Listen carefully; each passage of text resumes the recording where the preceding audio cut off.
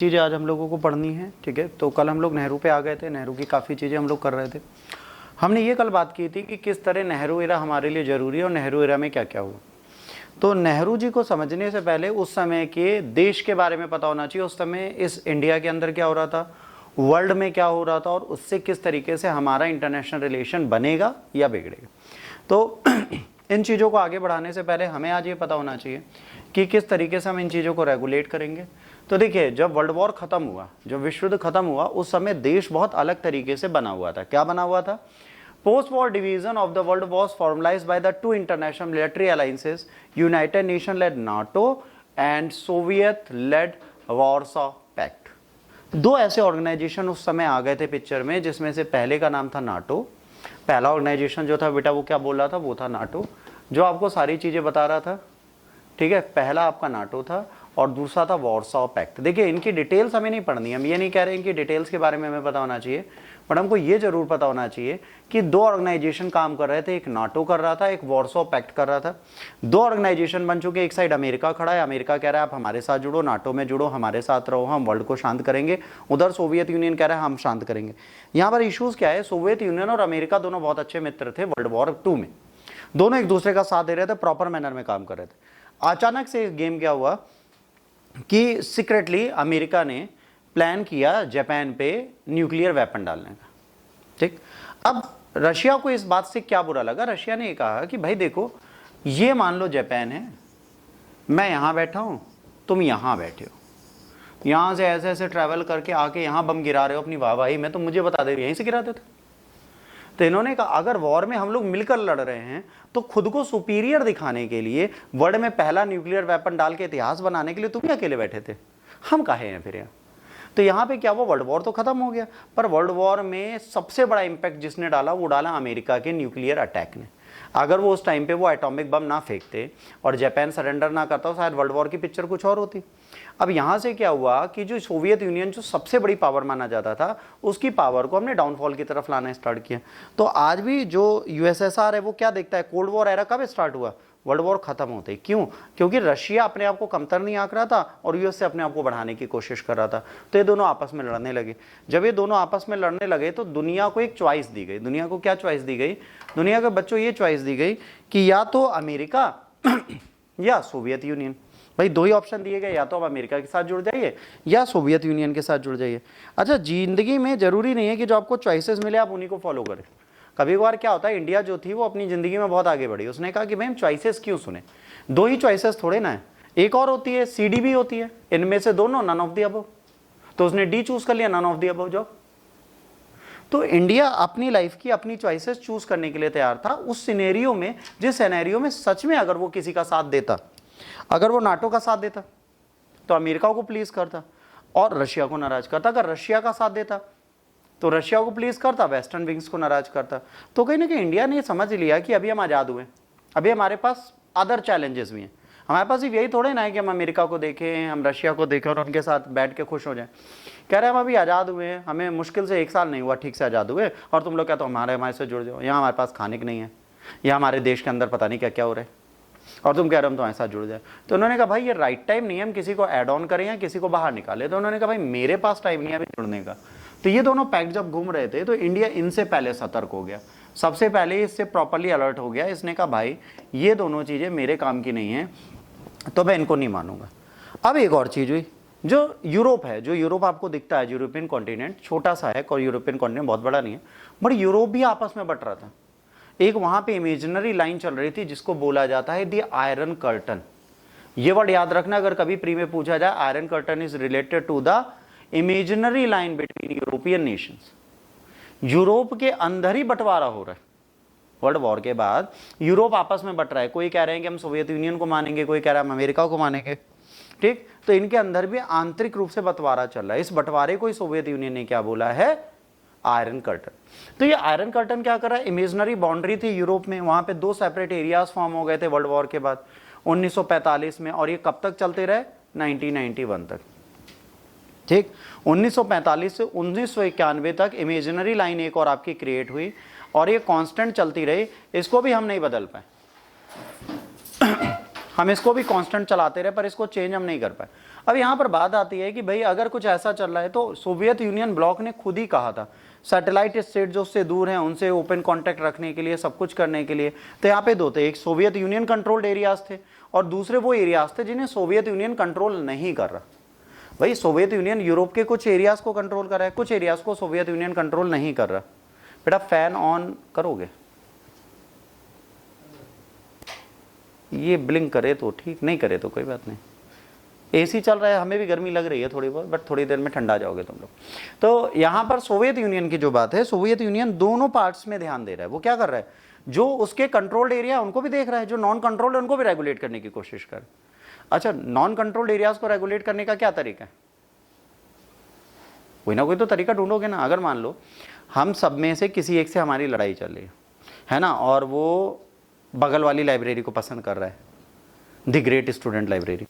तो the great student library में गया, गुस्से में गया एकदम कि मैं जा रहा हूँ।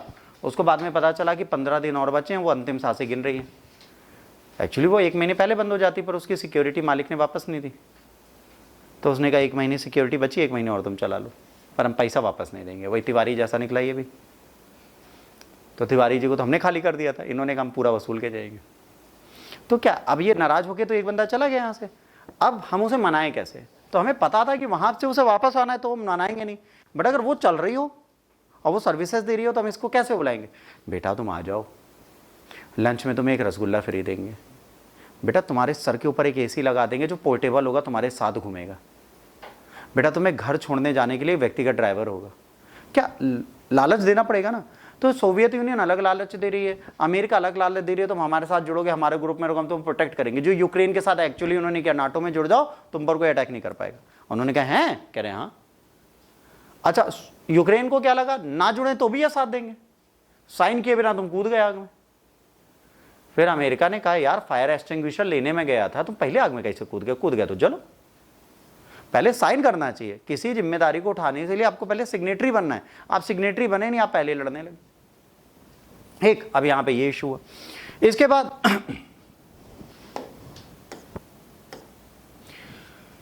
अब देखो, जब वर्ल्ड वॉर खत्म हुआ तो जर्मनी को किस तरीके से बांटा हम लोगों ने। जर्मनी जो थी, जर्मनी को 4 मिलिट्री ऑक्यूपेशन जोन में बांट दिया गया। जर्मनी ने जो अनकंडीशनली सरेंडर किया, तो जर्मनी हमने 1991 के बाद देखा है। उससे पहले जर्मनी नहीं था। 1945 से 1991 तक Germany was no more Germany. Germany को हमने 4 विंग्स में बांट दिया।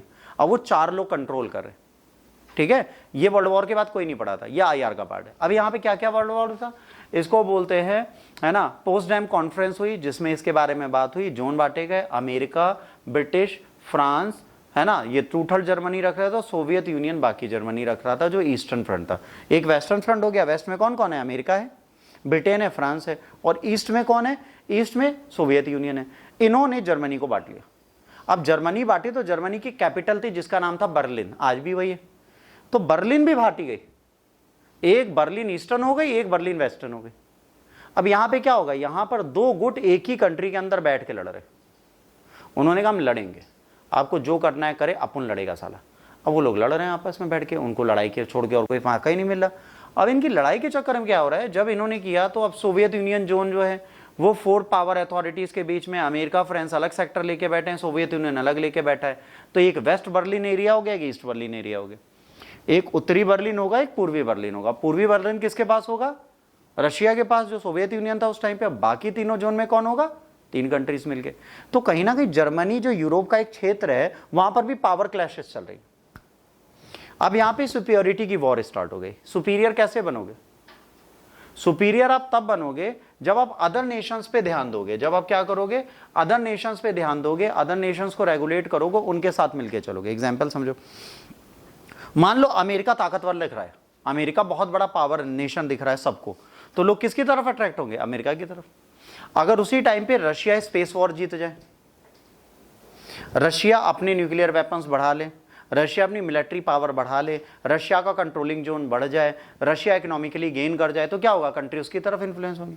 भाई एक ने कहा मैं सोशलिस्ट आइडियोलॉजी लेके बैठा हूं, एक ने कहा मैं कैपिटलिस्ट आइडियोलॉजी के बैठा हूं। अगर सोशलिस्ट आइडियोलॉजी गेन करती है कुछ, तो कंट्री उसकी तरफ इन्फ्लुएंस होंगी जो अभी कहीं नहीं है, ठीक। और एक जो कैपिटलिस्ट आइडियोलॉजी लेकर अगर वो गेन करता है तो लोग कैपिटलिस्ट विचारधारा की तरफ जाएंगे। सिंपल सी चीज है।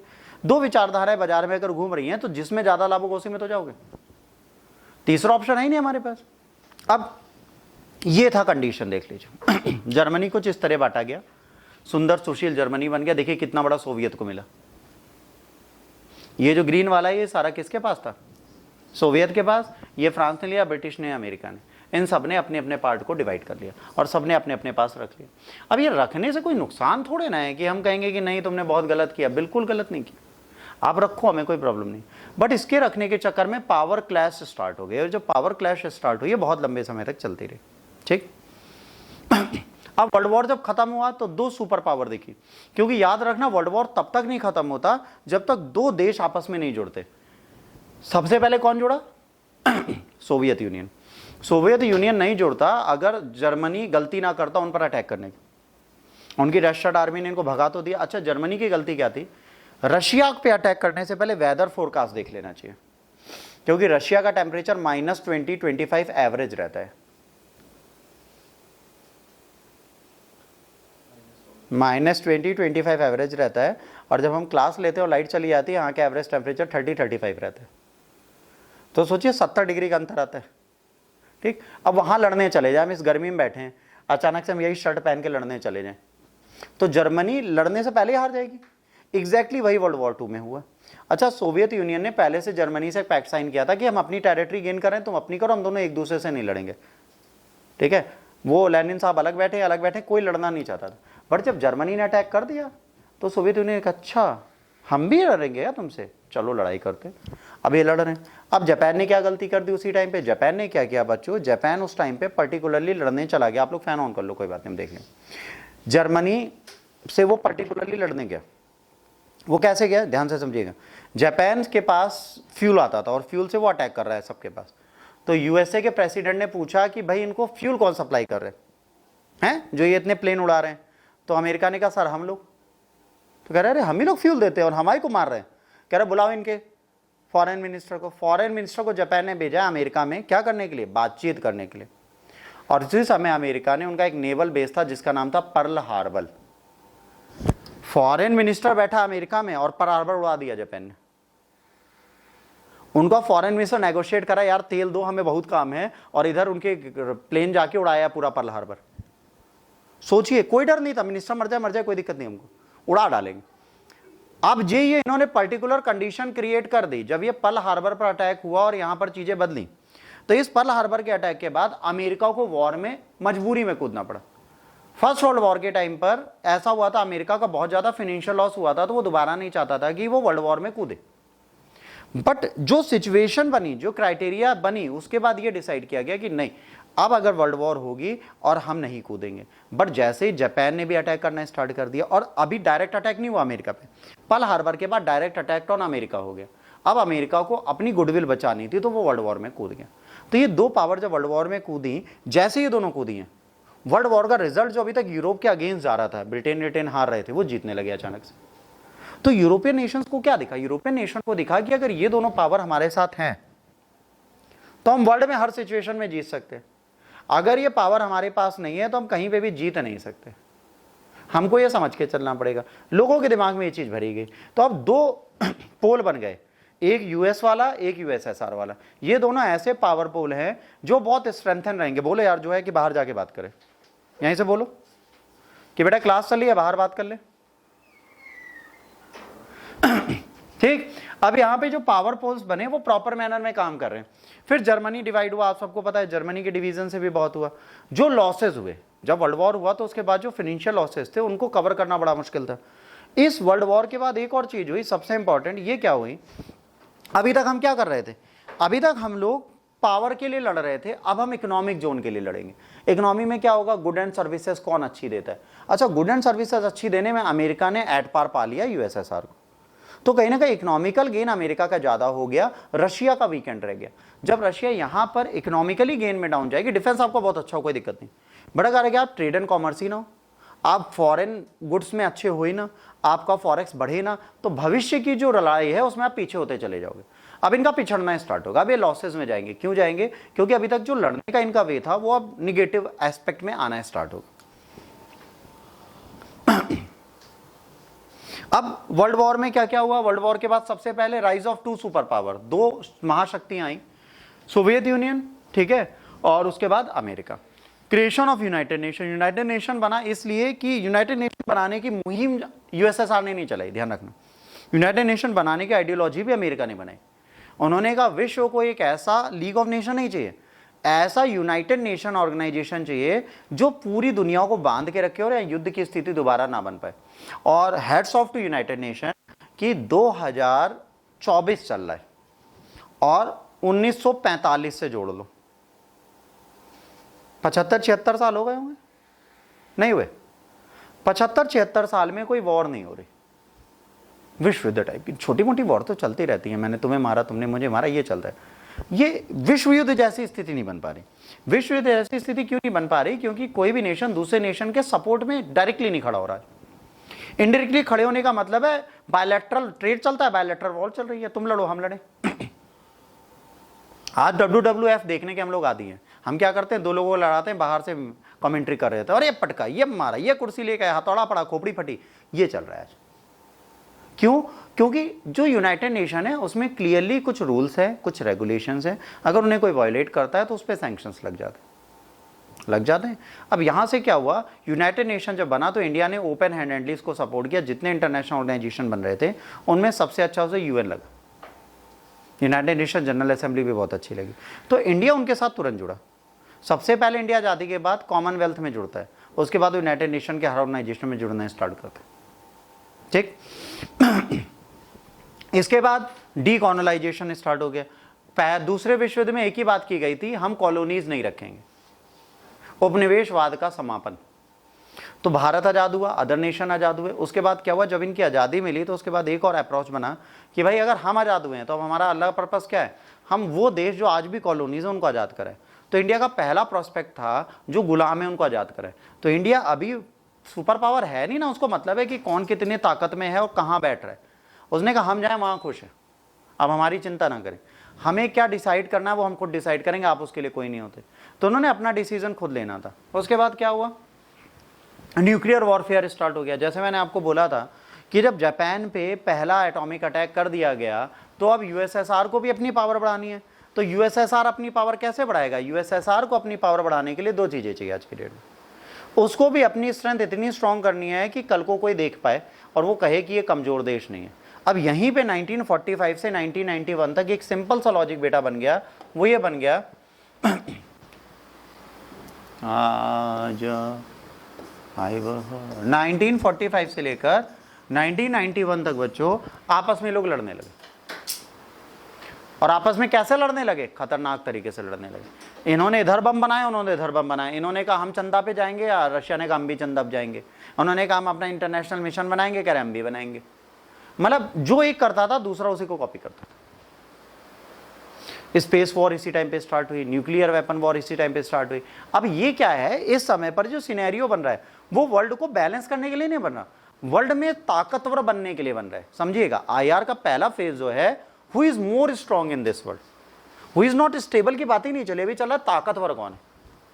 मतलब क्या है, ऐसा असुर बनाने की कोशिश करिए जिसको खिलाते जाओ, फूलता जाए फूलता जाए फूलता जाए, आज नहीं तो कल तो फटेगा ना वो।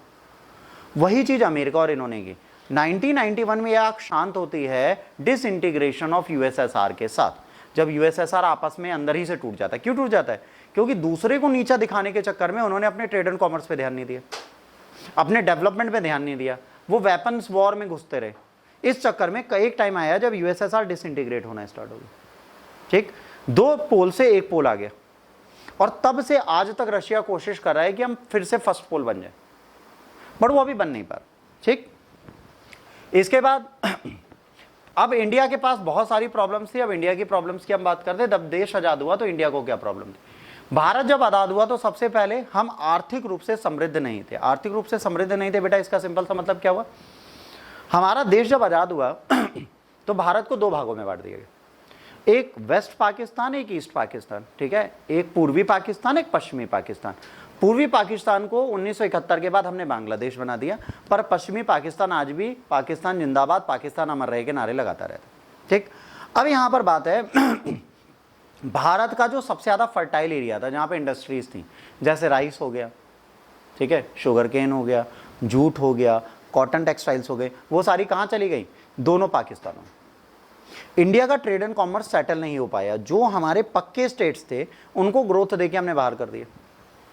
ठीक, अब प्रॉब्लम क्या है? हमारे पास बचा इधर क्या? छोटा सा पंजाब, और इधर क्या बचा? वेस्ट बंगाल। इनमें इतनी ग्रोथ के चांसेस थे नहीं कि जूट ये हम पैदा करें। जब बांग्लादेश को जब जूट दिया गया था, 90% जूट फैक्ट्रीज बांग्लादेश के अंदर थी, तो भाई उनका तो इकोनॉमिक ग्रोथ था ऑलरेडी, जो इंडस्ट्रीज थी सब उनके पास चली गई। इंडिया को रीबिल्ड करना था, और इंडिया जैसे आजाद हुई उसके पास सबसे बड़ी प्रॉब्लम थी भुखमरी। इंडिया पावर नहीं खेल सकती थी, इंडिया खाना खाना खेल रही थी। तुमको लगी हो भूख और मैं तुम दोनों को तलवार पकड़ा दूं, कौवा लड़ते हैं तब आप लोग क्या कहोगे? आप लोग ये कहोगे कि भाई तलवार तो बाद में पकड़ेंगे, पहले खाना खा लें। यही तो करोगे, पहले आप क्या ट्राई करोगे? खाना खाने का। तो इंडिया ने एग्जैक्टली ये कहा, इंडिया ने कहा कि भाई अभी हमारे पास मेन पर्पस है, हम अपनी फूड सिक्योरिटी पे ध्यान दें। तो वो किया। समाज पूरी तरह बिगड़ा हुआ था, आपको पता है, जाति पे बटा था, भाषा पे बटा था, भाषा का तो लड़ाई चलती रही, भाषा के अकॉर्डिंग राज्य बदलते जाओ। तो जब इंटरनली इनसिक्योर हैं हम, इंटरनली हमें सिक्योरिटी नहीं मिले, इंटरनली हम यूनाइटेड है ही नहीं, तो हम बाहर से क्या लड़ लें? पहले तो आंतरिक द्वेष होना, प्रिंसली स्टेट बने हुए वो अलग तरीके से, पॉलिटिकल टर्मोइल चल रहा है, हमको यही नहीं पता कम्युनल वायलेंस हो ही रहे हैं। 1947 में क्या हो रहा है? हिंदू मुस्लिम की लड़ाई हो रही है, ठीक है, यहाँ से बॉडी जा रही है मर के, वहाँ से मर के आ रही है, हम उनको दफनाएं, उन्की रिफ्यूजीज का सेटलमेंट करें, हम उसी में फंसे हुए, हमारे पास टाइम ही नहीं। ठीक, फिर प्रिंसली स्टेट, अंग्रेजों ने जाते जाते एक और खेला खेल दिया। उन्होंने क्या कहा? उन्होंने कहा भैया प्रिंसली स्टेट का मन तो जुड़े, ना मन तो ना जुड़े, पहले का जुड़ना पड़ेगा, जाते आते बोलो तुम्हारा मन। ये कौन सी बात? एक लड़की को पापा बोले बेटा तुम्हें इन दोनों में से कोई वर चुनना पड़ेगा, तो लड़की मेंटली प्रिपेयर हो जाएगी। फिर कहते हैं बेटा तुम्हारा जो मन। एक था चुनाव ऑफ वर, दूसरा हो गया स्वयंवर। तो स्वयंवर तो खतरनाक हुआ ना, और प्रिंसली स्टेट को दे दिया स्वयंवर। और जब प्रिंसली स्टेट को स्वयंवर दिया तो भारतीय कोई भी वर उन्हें पसंद नहीं आना था। मतलब उनका क्या कहना था, जो अभी तक ब्रिटिशर्स के गुलाम थे, हम ब्रिटिशर्स के दोस्त थे, अब हम इनके अंडर कैसे रह लें? देखिए उनकी भी गलती नहीं है, उनका कहना है कि जो ब्रिटिशर्स थे हम उनके फ्रेंड्स थे, हम उनके पैरेलल बैठते थे, और ये जो आज रूल कर रहे हैं देवर स्लेव्स, तो हम इनके साथ कैसे हो जाए और इनके अंडर कैसे आ जाए? राजा इस एटीट्यूड में था उस टाइम। तो ये सारी सिचुएशन हमें खत्म करनी थी। और क्या था? गरीबी थी, बेरोजगारी थी, अशिक्षा थी, इकोनॉमिक कैपेसिटीज, आर्थिक अर्थव्यवस्था पूरी तरीके से खराब थी, और भाषा के आधार पर चीजें विभाजित थी, भाषा आधार पर हर चीज बिगड़ी हुई थी। तो ये सारे बेसिक फीचर्स जो थे वो हमारे फेवर में थे ही नहीं पहले से। और उसके बाद हम कह रहे थे हम देश में सब कुछ कर लेंगे। कैसे कर लोगे? देश को बदलने के लिए देश के साथ खड़ा रहना भी जरूरी, और वो हमारे लिए पॉसिबल था नहीं।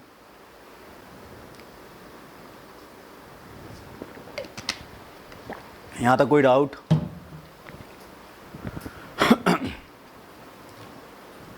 आप में से किसी को कोई डाउट?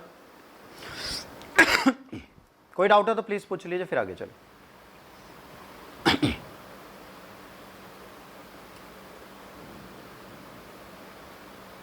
बेटा किसी को कोई डाउट?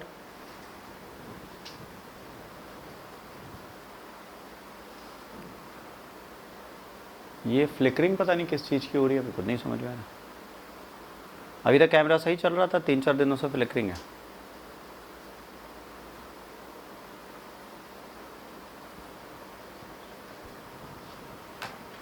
इसको बेटा निदान दिया जाएगा, 1-2 दिनों में आप परेशान होइए, फ्लिकरिंग भी बंद हो जाएगी दोबारा।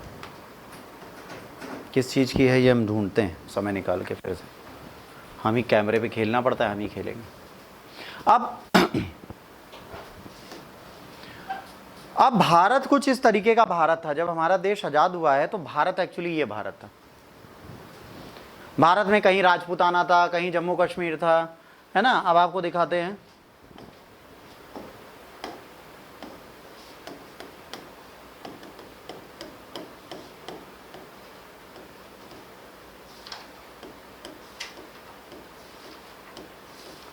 कहाँ चले गए, कहाँ थे हम? अरे कहाँ आ गए, कहाँ से हम? ये कहाँ आ गए हम, यूं ही साथ साथ चलते। ये रहा बच्चों, हम लोग वापस ला रहे हैं उसी स्लाइड को।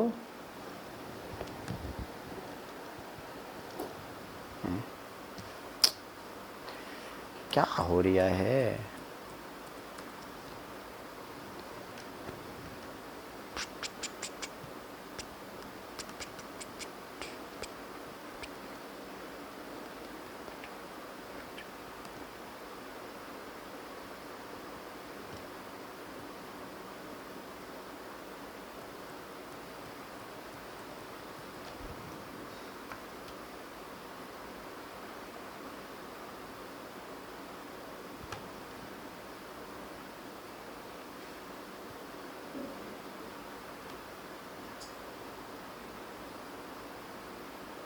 चलो, अब ये जो मैप है बेटा, इसमें बहुत सारी ऐसी चीजें हैं जो आपको पता नहीं होनी चाहिए।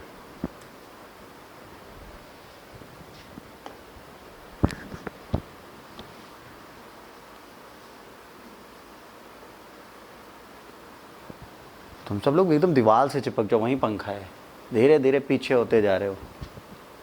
चलो देखिए बच्चों, यहाँ पे ध्यान से देखिए, ये जो आपका पूरा भारत का मैप है, ठीक है, अगर कुछ इस तरीके से देखा जाए तो हमारा जो वास्तविक भारत का मैप है कुछ इस तरीके का आज की डेट में, ठीक, मान लीजिए बांग्लादेश को हम अपने साथ जोड़ दें तो कुछ इस तरीके का हमारा मैप है, राइट। ये थोड़ा इधर ज़्यादा हो गया, ये ऐसे जाएगा, ठीक, ये ऐसे जाएगा। अब यहाँ पर देखिए, ये जो एरिया है, ये प्रिंसली स्टेट्स हैं, ये प्रिंसली स्टेट्स हैं, ये प्रिंसली स्टेट्स हैं, ये प्रिंसली स्टेट्स हैं, ये प्रिंसली स्टेट है, ये प्रिंसली स्टेट है, ये प्रिंसली स्टेट है, ये प्रिंसली स्टेट है, ये प्रिंसली स्टेट है, ये प्रिंसली स्टेट है, और ये प्रिंसली स्टेट है, और ये प्रिंसली स्टेट है। तो हमारे पास बचा कौन सा इंडिया? जब लोग कहते हैं जवाहरलाल नेहरू ने देश के साथ किया क्या, मैं सिंपल सा कहूँगा, जितना बड़ा उन्हें देश मिला था उसके साथ उन्होंने इतना तो किया कि तुम आज शासन कर पा रहे हो। मतलब भाई, तुमको मिला 100 ग्राम गेहूँ, तुम 200 कुंटल पैदा करके जाओ, उसके बाद तुमको नेहरू ने किया क्या? जिस समय नेहरू थे और पटेल थे, उस समय कोई और नेता होता शायद वो ना कर पाता जो नेहरू पटेल कर गए। तो नेहरू पटेल ने आईआर के साथ जो विचारधारा कंट्री को बदलने की वो बहुत बड़ी चीज़ थी। उन्होंने पूरा नेशन बदल के दिया है हमको। आज जो नेशन हम देखते हैं वो नेशन कभी होता ही नहीं अगर नेहरू पटेल नहीं होते। तो नेहरू पटेल ने अपना योगदान तो बहुत अच्छा दिया। हो गया, नेहरू पटेल ने क्या किया? कहते हैं ना सर, वो किया जो आप सोच भी नहीं सकते। तो हम तो नेहरू पटेल को अच्छा मानते हैं, आगे आप लोगों की मर्जी, ठीक। तो अब यहाँ पर क्या है, पहले तो देश को सुधारना था, दूसरा इन भूखे नंगों को खाना खिलाना था, तीसरा देखो भाई साहब जब देश की आज़ादी के टाइम पे बैठे थे, देखो कंस्ट्रक्शन की हालत तक क्या थी। लाल किले पे चढ़ने के लिए लाते बेचारे, एक छोटे से स्टूल पे बैठ के कह रहे थे देश आज़ाद हो गया। नेहरू को बहुत अच्छा देश नहीं मिला था। आप कहो नेहरू ने बहुत अय्याशी की इंडिया में, अरे 1947 से 64 तक यही रंगबाज थे। ये रंगबाज नहीं थे बेचारे, इनको खुद नहीं पता थे किस देश पे शासन करने हैं। सोचो, पहली बार देश की आज़ादी की बात की तो कहाँ थे? लाहौर में थे। उसके बाद अच्छे अच्छे फरमान कराची में सुना और दोनों इनके पास से चले गए। जो देश था वो बना इसलिए क्योंकि उस टाइम पे उन्होंने डिसीजन ले लिया कि अब जो हमारे पास इंडिया है हमें उसी को मैनेज करना है, और उसी को मैनेज करना इन्होंने स्टार्ट किया। तो इस समय पर फॉरेन पॉलिसीज बनाने से ज़्यादा जरूरी था internal policies and internal stability. मैंने पहले बोला आईआर बनाने के लिए, अंतर्राष्ट्रीय संबंध अच्छे बनाने के लिए पहले अंतर्देशीय संबंध अच्छे होने चाहिए। अगर आपके राज्यों के साथ ही संबंध अच्छे नहीं है तो आप अच्छा देश बना ही नहीं सकते। तो इनका पहला काम था देश के अंदर सुधार लाना। तो देश के अंदर सुधार लाने का प्रयास कर रहे। अब एक दिन में तो सुधरेगा नहीं देश। अब हैदराबाद खड़े होकर लड़ता था, बैठ ही नहीं पाता था बात करने के लिए नवाब उनका। तो उन्होंने कहा ठीक है चलो खड़े खड़े लड़ लेते हैं, हमें ऑपरेशंस डालने थे। अब हम पास इतना टाइम नहीं है कि हम छोटे से देश हैं, देखो मैप पे भी कितने छोटे लगते हैं, हम अमेरिका और रशिया के पीछे पीछे भागे, इतना नहीं हमसे, हम बहुत छोटे हैं। हम सब में जितने लोग खड़े हैं उसमें जो सबसे छोटी हाइट वाला होगा वो भारत है, ठीक।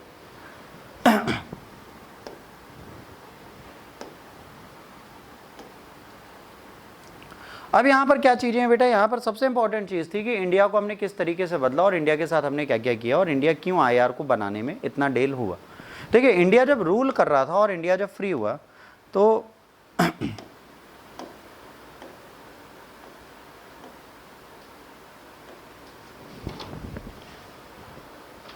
इंडिया जब फ्री हुआ बेटा, जब इंडिया को फ्रीडम मिली तो उस फ्रीडम के बाद इंडिया के साथ एक इशू पहला था ट्रस्ट।